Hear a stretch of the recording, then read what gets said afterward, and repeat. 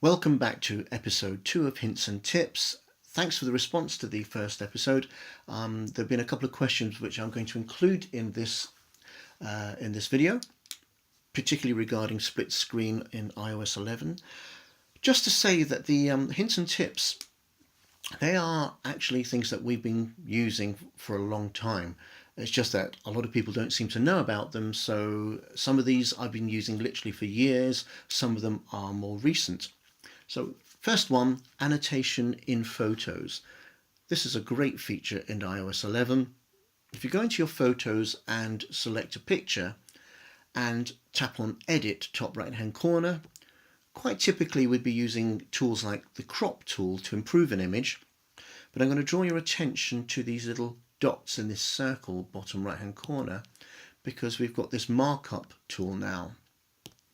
And if I select that, I can zoom in. I'm just using pinch with my thumb and forefinger to zoom in on my image, and I've now got a pen and a pencil and a highlighter to literally draw on top of any image that I'm using.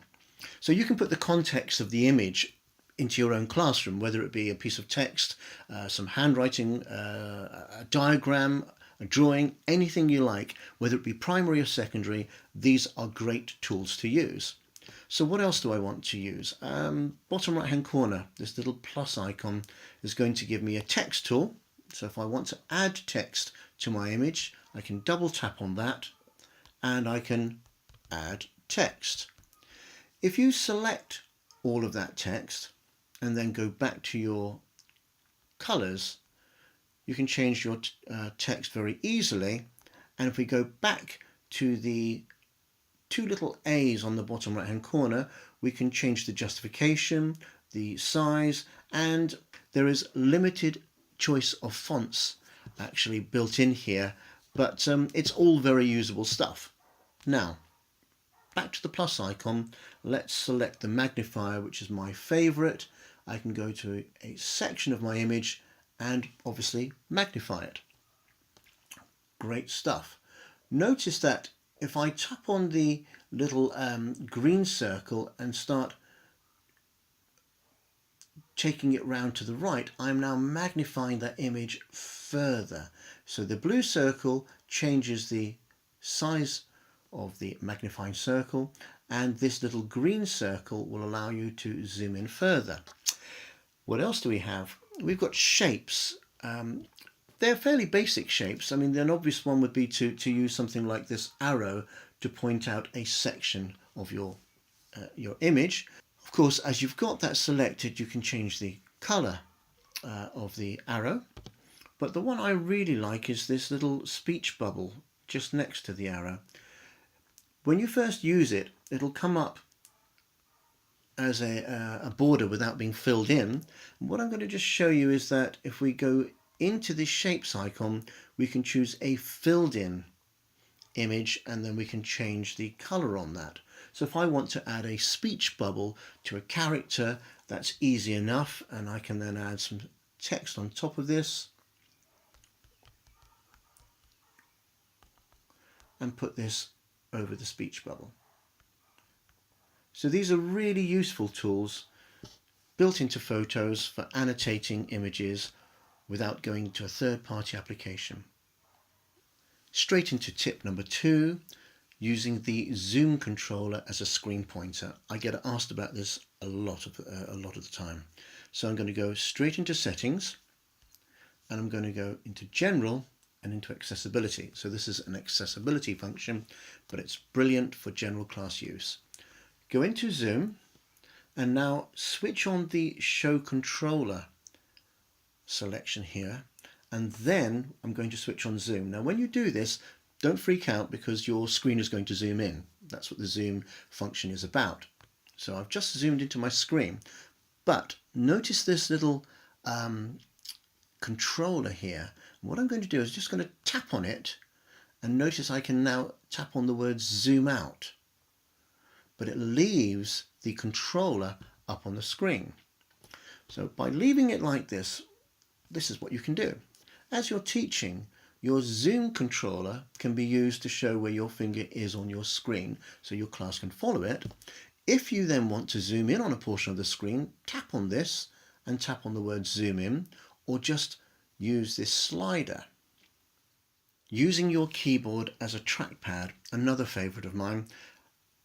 If I go into my notes and look at this text here, a lot of teachers say that they and their students struggle to select text and actually correct things like spelling. You'll see here I'm trying to do this and move through the text, and it is a little bit hit and miss.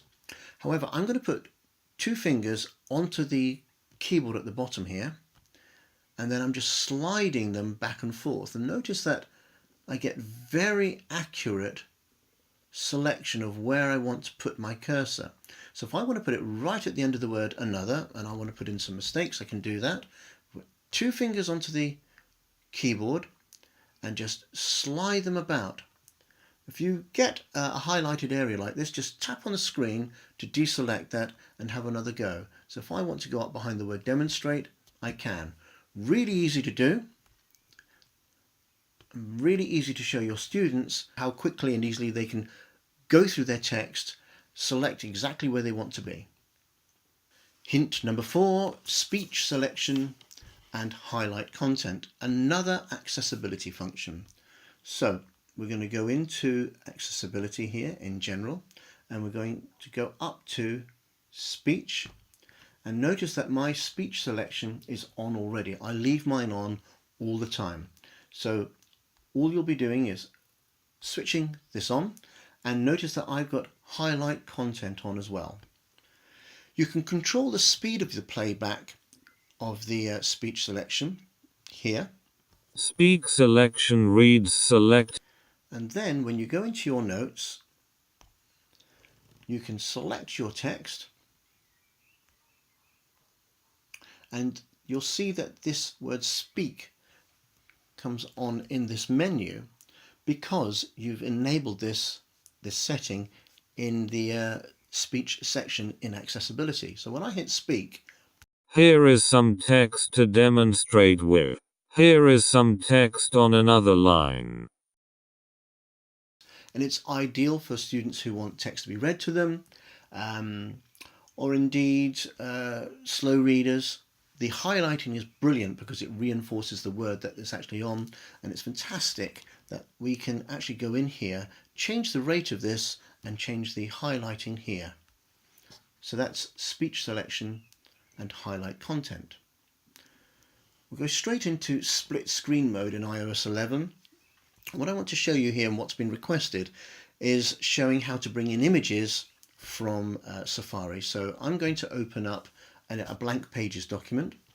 So I'm going to drag my finger from the bottom of the screen to reveal my doc, and then tap and hold on Safari and drag this over to the right hand side of my iPad screen and let go. So at this moment this is floating on top of my Pages document, and this little tab at the top allows me to drag it further and make it fit to the full height of the iPad screen, and now I'm in split screen mode. And I can drag this central line to choose how much of the screen each app has. So I'm going to find an image that I want to use, and you can see there that I've just tapped and held on that image and I've selected it, and I can now drag this into Pages and let go, and I then can do my resizing or whatever else I want to do in Pages.